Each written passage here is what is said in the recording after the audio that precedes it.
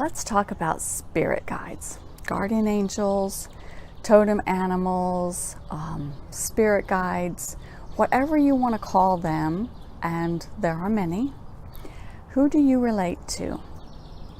Now, I've been following along with Colette Clairvoyant, and I shared with you a meditation, a guided meditation that she did that connected with Spirit Guide, okay? And I recommended to you that if you were having trouble, follow along with her and she'll get you through there. Now, I did this for two reasons. Because my daughter had asked for it. She had asked specifically for that. And so I found it and I shared it with her, and then I thought, oh, well, I'll go ahead and share it with you as well. Now, I had found my guardian angel, spirit guide, what have you, when I first started practicing 20 years ago. And so at first I wasn't going to do this meditation, but I've been having a little bit of a time meditating lately. Again, I'm a very high energy, and it's very hard for me to quiet my mind. And I'm a bit out of practice, okay? I'm honest. If anything, I am honest. And with me, I was having trouble with the breath. For some reason, when I would do a guided meditation, and the meditation said, focus on your breath, I couldn't breathe. So it's all that me being in control. I'm a very type A personality and a very high energy, okay? That control. I couldn't breathe. And Colette got me through that. Her way of breathing just connected me with spirit like I have never connected that fast so far. So I was very pleased with that, and I commented with her about that and thanked her for her method. And then I said, I'm going to go ahead and do this and just see what comes, because maybe it will be the same spirit guide and maybe it won't.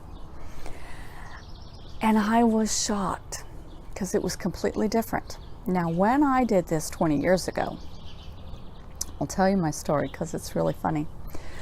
I meditated literally 2 hours, longest meditation I've ever done. I want to see you. Communicate with me. Please let me see what you look like. And I saw her, and she was beautiful. Just a bright, glowing presence. Long, curly blonde hair and beautiful white wings. And I said, please let me hear your voice. Speak to me. Nothing. And I laid there and I just stayed as quiet as I could. And I just kept having to bring myself back. As thoughts would come in, I would bring myself back. And I still didn't hear anything. And after 2 hours, which of course I didn't realize it was 2 hours until I closed down the meditation and got up and was like, oh my goodness, I've been here all night. I said, okay, I'm really tired. I'm going to go to bed. Went into the bathroom, brushed my teeth, sat down on the toilet to have a wee before I went to bed.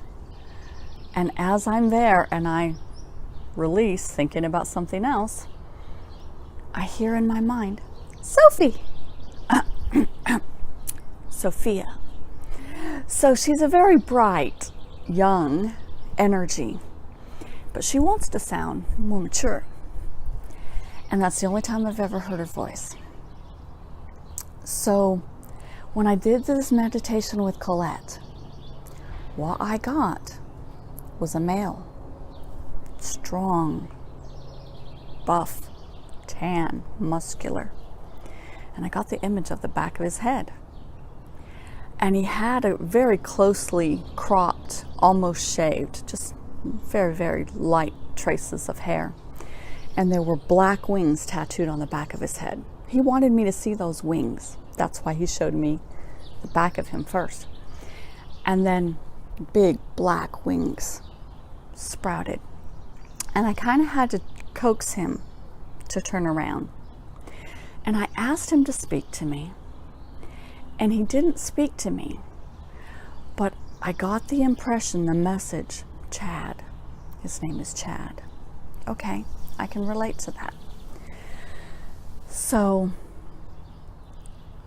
as I closed down the meditation, it occurred to me that in those beginning years, practicing with the craft, I needed bright, light, energetic. And in this next phase of my craft, what I need is a warrior, a strong presence, a protector. Because if you followed me, you know that what I'm undertaking is to communicate with spirits, the afterlife. And I have my reasons for wanting to do that. And mainly, I want to communicate with the spirits in my home. And I think that if I practice, I know that if I practice, I'll get there.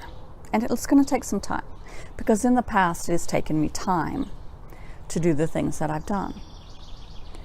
And when I was connecting with fairies, it took me 2 months of meditation and hard work and opening my third eye chakra. And so I'm prepared for that. I'm ready for it to take a while, because as Colette says, it's a marathon, it's not a sprint. So again, slow down, Tina. Notice your surroundings. Focus.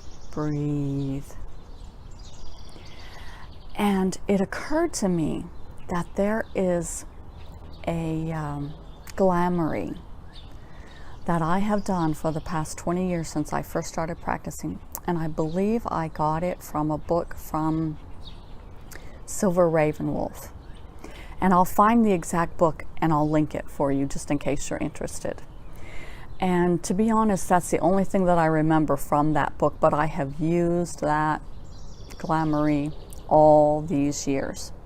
And basically what it is when you go into a situation that you feel is going to be uncomfortable,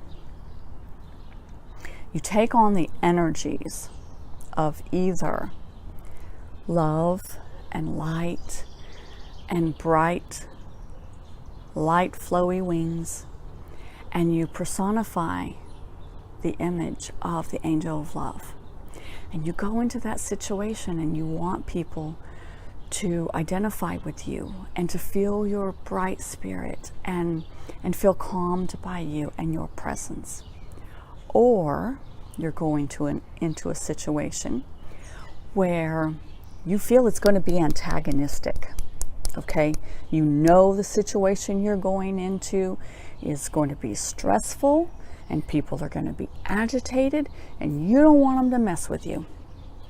So you personify the angel of protection and you create this barrier around yourself and you tell them, step back because I'm meaning business. And you have just this attitude and the bright, black, dark wings. And you let them know, don't mess with me, I mean business and I have my protection on. So these guardians in spirit personify both of that.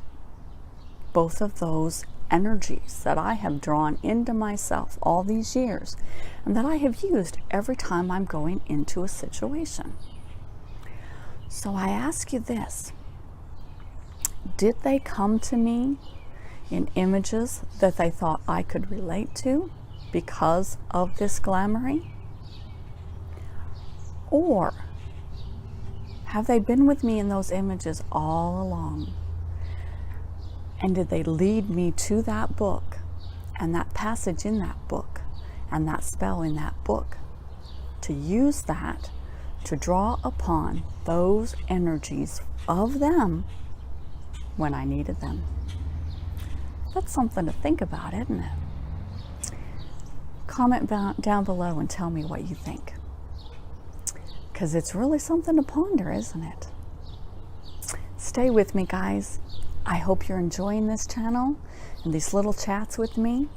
Share them with your friends of like-minded people. Let's get some dialogue going, okay?